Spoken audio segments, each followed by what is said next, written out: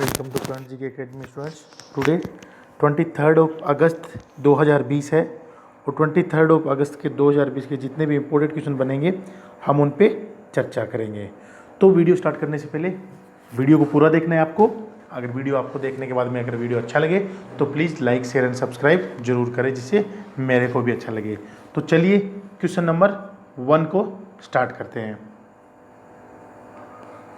हाल ही में सीमेंस द्वारा CAS electric के प्रस्तावित अधिग्रहण को निम्न में से किसने मंजूरी दी है? तो किसने मंजूरी दी है अभी? तो किसने दी है इसका मंजूरी?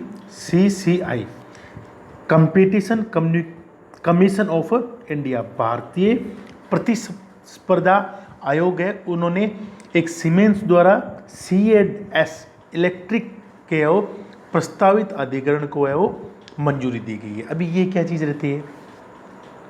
जो C&S इलेक्ट्रिक लिमिटेड है उनके प्रस्तावित अधिग्रहण को हाल ही के अंदर जो मंजूरी दी है वो किसने? सीमेंस लिमिटेड, सीमेंस इंडिया की CSS द्वारा C&S इलेक्ट्रिक लिमिटेड शेयर पूंजी के 100% के प्रस्तावित संयोजन का क्या करेगी? अधिग्रहण किया गया है। जो सीमेंस इंडिया रेल के साथ साथ सड़क परिवहन के लिए भी स्मार्ट मोबिलिटी समाधानों की आपूर्ति करता है, जिनके लिए स्मार्ट शहरों के लिए बुनियादी ढांचा समाधान भी शामिल है। यह इमारतों और ऊर्जा वितरण प्रणालियों के लिए बुद्धिमान बुनियादी ढांचे के साथ बिजली उत्पादन और वितरण के क्षेत्र में भी केंद्रित करता है। जबकि C&S इलेक्ट्रिक लिमिटेड विद्युत स्विच गियर, विद्युत सुरक्षा और विद्युत वितरण उत्पादों की एक श्रेणी के निर्माण में लगी हुई है। जो सीमेंस कंपनी है इसका जो मेन वर्क है वो क्या है? बिजली उत्पादन करना, जैसे विंड में लगा दिया या सोलर में हो गया, तो वो चीज़ है। अभी CCI इसकी जो भारतीय प्रतिस्पर्धा आयोग रहता है इसके अध्यक्ष कौन है? तो कौन है? Ashok Kumar Gupta. Last SSC question के अंदर ये पूछ लिया गया था। तो कौन है? अशोक कुमार गुप्ता। और इसका मुख्यालय कहाँ पे है? वो न्यू दिल्ली में है। नेक्स्ट क्वेश्चन चलते हैं। उत्तर प्रदेश में बुलंदखंड जल संकट को हल करने के लिए किस देश के साथ साझेदारी की है? तो किस देश के साथ साझेदारी की है? इजराइल के अंदर जो उत्तर प्रदेश सरकार है वो जो बुंदेलखंड एक क्षेत्र है उसमें जल संकट को हल करने के लिए इजराइल सरकार के साथ में क्या किया है? सहयोग की योजना पर हस्ताक्षर किए हैं। दोनों सरकारों के बीच साझेदारी बुलंदखंड के सूखा प्रभावित क्षेत्रों में जल संकट की समस्या का समाधान करना रहेगा। ये बुलंदखंड जैसे पानी की कमी वाले क्षेत्रों के लिए नवीनतम कृषि प्रौद्योगिकियों जैसे ड्रिप सिंचाई से क्षेत्रीय किसानों की सहायता करेंगे। ये योजना क्या रहेगी? जो बुलंदखंड और उसके आसपास के क्षेत्रों में पानी की कमी समस्या से निपटेगी और देश के बाकी हिस्सों के लिए भी भूजल प्रबंधन, सिंचाई और पीने योग्य जल प्रबंधन के लिए भी एक आदर्श बनेगी। अभी उत्तर प्रदेश में क्या है? तो उत्तर प्रदेश की राजधानी है वो कौन सी है? लखनऊ। लखनऊ कौन सी नदी के किनारे बसा हुआ है? वह गोमती नदी के किनारे बसा हुआ है। और लखनऊ को एक दूसरे नाम से भी जाना जाता है। किस नाम से जाना जाता है? नवाबों का शहर। नवाबों का शहर किसको कहा जाता है? लखनऊ को कहा जाता है। उत्तर प्रदेश के मुख्यमंत्री कौन है? योगी आदित्यनाथ। और वहाँ के राज्यपाल कौन है? आनंदीबेन पटेल। और गठन कब हुआ था इसका? 26 जनवरी 1950 में हुआ था। लोकसभा की कितनी सीट है वहाँ पे? 80 और राज्यसभा कितनी है? 31। नेक्स्ट क्वेश्चन चलते हैं। इंडिया कोस्ट गार्ड ने इंटरसेप्टर बोट ICGS C-454 का जलावतरण कहाँ पर किया गया है? तो कहाँ पे किया है? अभी हाल ही के अंदर जो भारतीय तटरक्षक बल है ICG ने सूरत के अंदर जो गुजरात में है, सूरत में एक इंटरसेप्टर नाव जो ICGS C-454 का है वो जलावतरण किया है। इंटरसेप्टर बोट है वो ICGS C-454 का निर्माण लॉरसन एंड टुब्रो द्वारा किया गया है और इसकी जो अधिकतम गति है वो 45 समुद्री मील अथवा जो 83 किलोमीटर प्रति घंटा है। जो हाल ही में लॉन्च की गई इंटरसेप्टर बोट है वो एक 27 मीटर लंबी नाव है। ये नाव है और इसे 500 समुद्री मील की दूरी रेंज पर उत्कृष्ट शिपिंग, गतिशीलता और क्षमता के साथ इसको सशक्त बनाया गया। अभी जो भारतीय तटरक्षक के महानिदेशक है वो कौन है? कृष्ण स्वामी नटराजन। कौन है? कृष्णा स्वामी नटराजन, जो भारतीय तटरक्षक महानिदेशक है, कृष्णा स्वामी नटराजन। नेक्स्ट क्वेश्चन चलते हैं। हाल ही में किस बैंक ने ग्रीन डिपॉजिट प्रोग्राम लॉन्च किया है? तो किस बैंक ने लॉन्च किया है अभी? वो है HSBC इंडिया ने। जो HSBC इंडिया है उसके द्वारा एक ग्रीन डिपॉजिट प्रोग्राम है, शीर्षक कार्यक्रम शुरू किया गया है। ये क्या रहेगा? विशेष रूप से जो कॉरपोरेट ग्राहक रहते हैं उनके लिए इनको लॉन्च किया गया है। इस कार्यक्रम के तहत क्या होगा? जो बैंक डिपॉजिट का उपयोग ग्रीन पहल और पर्यावरण के अनुकूल परियोजना के लिए किया जाएगा।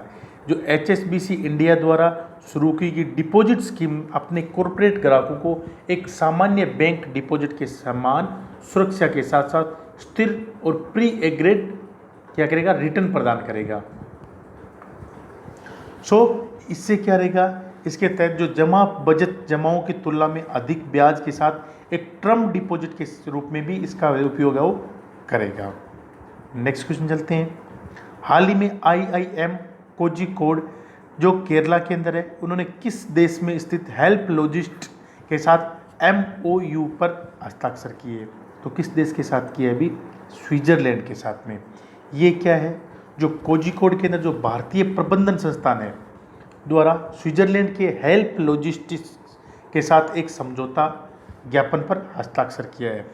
दोनों संस्थाओं के बीच साझेदारी और भारत और इस क्षेत्र में परामर्श सेवाएं प्रदान करने के साथ साथ संयुक्त राष्ट्र निकाय, सरकारी संस्थानों और गैर सरकारी संगठनों जैसे मानवीय समुदाय को लॉजिस्टिक्स पर प्रशिक्षण प्रदान करने के लिए की गई है। जैसे लॉजिस्टिक्स के अंदर जितने भी जो कोर्स रहता है उसका जो है MOU है वो हस्ताक्षर किसके साथ में किया है? कोझिकोड जो केरला के अंदर है, जिसको बोलते हैं IIM की।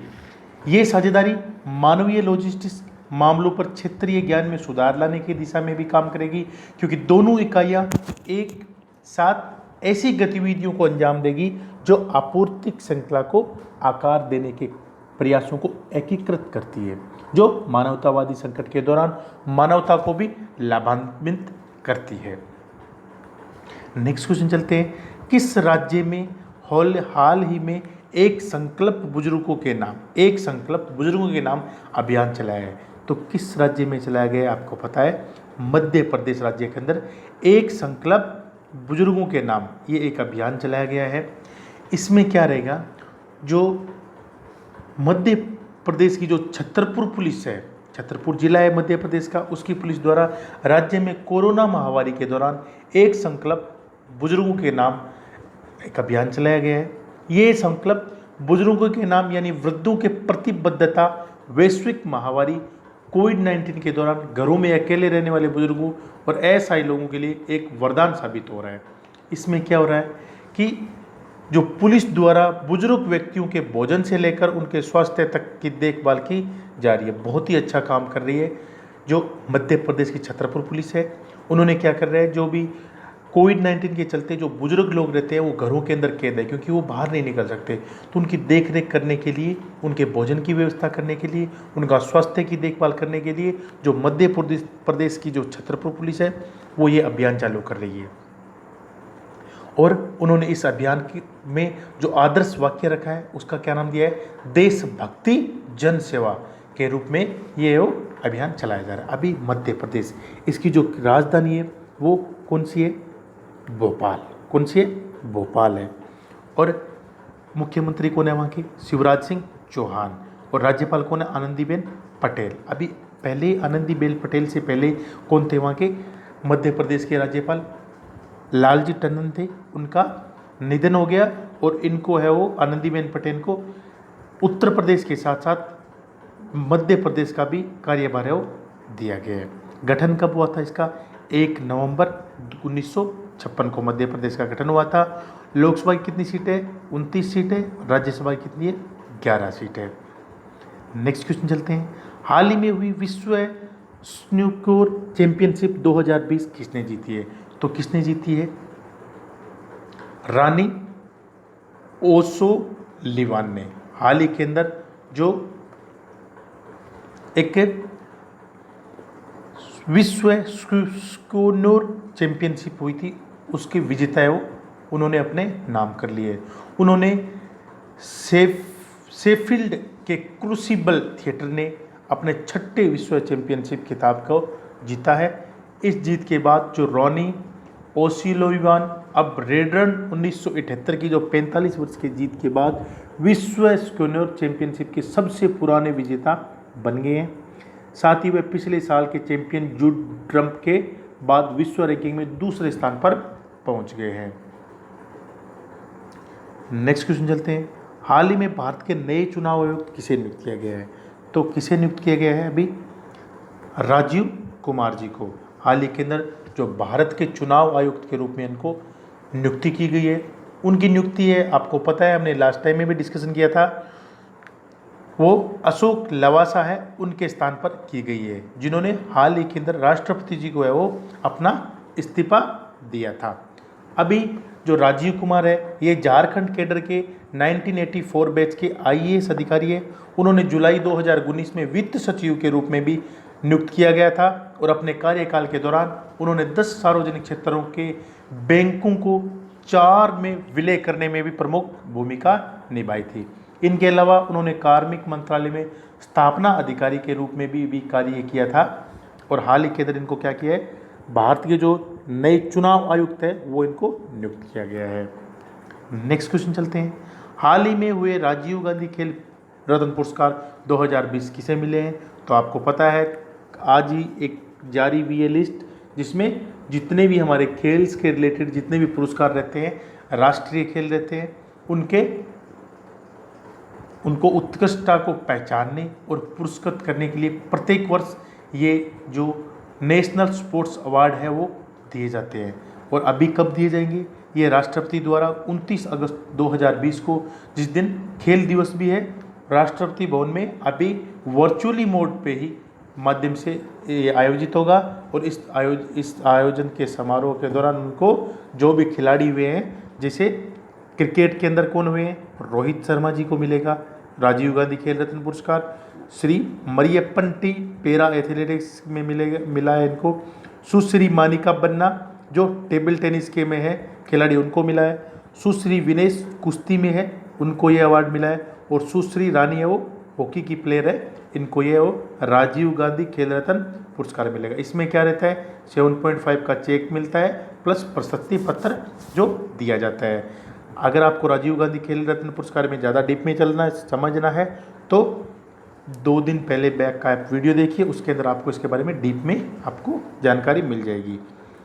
नेक्स्ट क्वेश्चन चलते हैं। राष्ट्रीय राजमार्गों पर वृक्षारोपण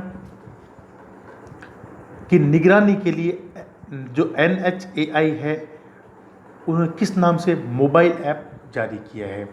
तो किस नाम से जारी किया है? अभी हरित पथ के नाम से। किस नाम से? हरित पथ के नाम से है वो एक एप्लीकेशन जारी किया गया है। ये क्या रहेगा, ना ही ये क्या रहता है, NHAI जो national highway authority of India है, उन्होंने हरित पथ नामक एक मोबाइल एप्लीकेशन लॉन्च किया है। इस एप्लीकेशन से विशेषज्ञों ने उपयोगकर्ता ID बनाना शुरू कर दिया है। अब तक 7800 पौधों को इस एप्लीकेशन के माध्यम से जियो टैग किया गया है। इसमें मुख्य बिंदु क्या रहेंगे, जिसमें विकसित किया गया जो एप्लीकेशन विकास स्थान प्रजातियों के विवरण की निगरानी करेगा और व्यक्तिगत वृक्षारोपण परियोजना द्वारा किए गए लक्ष्यों उपलब्धियों को बनाए रखेगा। इसमें क्या रहेगा, जो मोबाइल एप्लीकेशन लॉन्च करने के अलावा जो NHAI ने है हरित भारत संकल्प नामक देशव्यापी वृक्षारोपण भी एक अभियान स्टार्ट किया है। कौन सा, क्या नाम दिया उसका? हरित भारत संकल्प। वो भी क्या है, जो रोड रहती है उनके साइड के अंदर क्या रहते हैं, ये पौधे लगाते हैं। और अभी इनकी जो देख रेख के लिए एक एप्लीकेशन लॉन्च किया है, उसका नाम दिया गया है हरित पथ। क्या नाम दिया है? हरित पथ है वो, इस योजना का नाम दिया गया है। तो किस राज्य सरकार ने पढ़ाई त्योहार नाम पर नामक एक नई छात्रवृत्ति केंद्रित योजना शुरू की है। तो किस नाम से किसने की है स्टूडेंट्स? वो की है छत्तीसगढ़ सरकार ने। हाल ही के अंदर क्या किया है? पढ़ाई त्योहार पर नामक एक नई योजना है वो स्टार्ट की है अभी छत्तीसगढ़। इसके मुख्यमंत्री कौन है? भूपेश बघेल। और राज्यपाल कौन है? अनुसुईया उइके। लोकसभा की कितनी सीट है? 11। और राज्यसभा कितनी है? 5। कितनी है? 5। और लोकसभा की है 11। Thanks for watching. Please like and share and subscribe. अगर आपको ये वीडियो अच्छा लगे तो please like share and subscribe जरूर करें, जिससे मेरे को भी अच्छा लगे। Thank you. Best of luck.